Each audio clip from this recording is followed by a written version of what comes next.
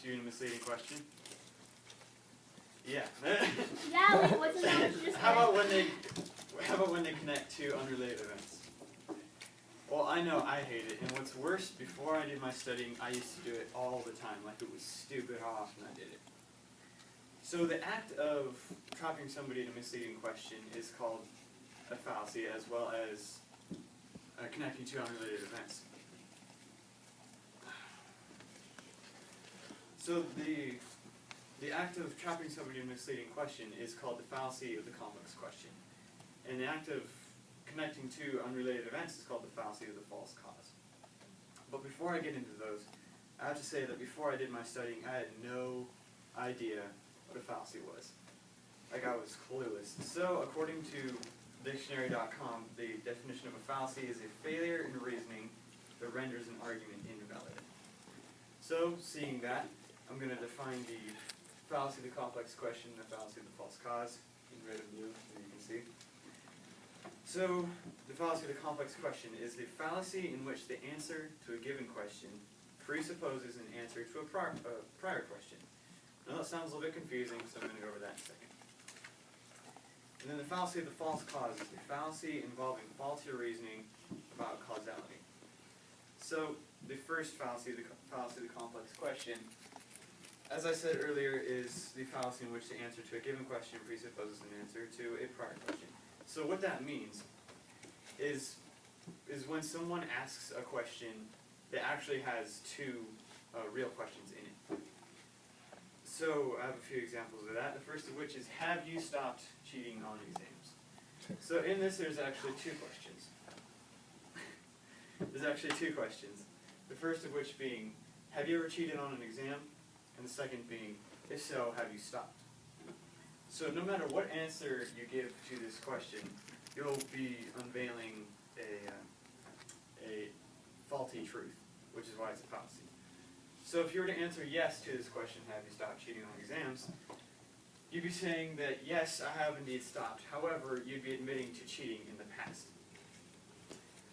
If you were to answer no, then not only would you be admitting to cheating in the past, you're going to say, well, I'm going to keep cheating on my exams. So the second example, which is like the first in content, where did you hide the money that you stole from the bank?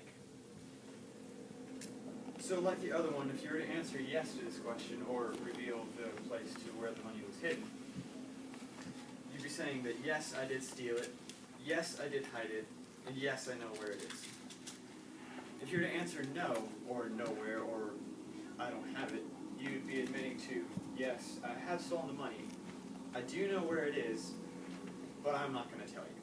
Like I lent it to somebody or I spent it. So the third example, are you done being a jerk? Is like the other two. If you were to answer yes to this question, you'd be saying that yes, I was a jerk and I'm going to stop being a jerk. If you're going to say no, you'd be saying that yes, I was a jerk and I'm going to keep being a jerk. So seeing that, I'm going to move on to the next fallacy, the fallacy of the false cause over there in blue. This fallacy is extremely common in arguments. It's used all the time, and I used to use it all the time. So I have a few examples for that. The first of which is tri-tip. So let's say that for all of my life, every night I've had dinner for tri-tip. Or tri-tip for dinner. Do not find tri-tip. And one day I get tired of having tri-tip, and I say, well, tonight I think I'll have chicken. So I go out, I buy the chicken, I eat the chicken, and then I go to bed. Later on that night, a storm comes over my house, a lightning storm, and lightning strikes my house, and wind and thunder tears it to itty-bitty pieces. So I wake up the following morning, I look around and say, oh man, my house is destroyed. This has never happened when I've had tri-tip. It's only happened when I've had chicken. So therefore, because I have eaten the chicken, my house is destroyed. This is also saying that in the future, whenever I have chicken, my house is going to be destroyed. The fallacy is pretty obvious in saying that the two events are related.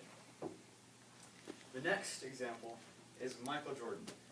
As both you and I know, Michael Jordan is a very famous basketball player. So the statement is, Michael Jordan is a very famous basketball player because he is tall. So while being tall is probably a very large factor in him becoming famous, is not the only factor which makes this a fallacy. If this were true, this would be saying that anyone that was considered tall by anyone else would be a famous basketball player, like Josh. Yeah. The next example, and the last, is chest pain. Let's say that one day I've had chest pain, and exactly 5 minutes later, on the dime, someone in my neighborhood dies. I think, oh man, because I had chest pain, this person died. This would be saying, if it were true, that whenever I have chest pain, someone in my neighborhood is going to die. This would also be saying, however, that if I never had chest pain again, everyone in my neighborhood would never die. So, now that you've seen these in review, the fallacy of the complex question is when someone asks a misleading question that is actually supposed to be two separate questions. And then the fallacy of the false cause is when someone connects two unrelated events. And some are easy to spot, like the fallacy of the false cause, and some are a little bit more difficult to unveil as faulty, like the fallacy of the complex question. So now that you see them, be sure to avoid them, because they do not help you in the argument, they make you look foolish, and it ruins your credibility. So from this point on, be careful in all that you say and do, because the fallacy, or if you don't, the fallacy will be found in your speech.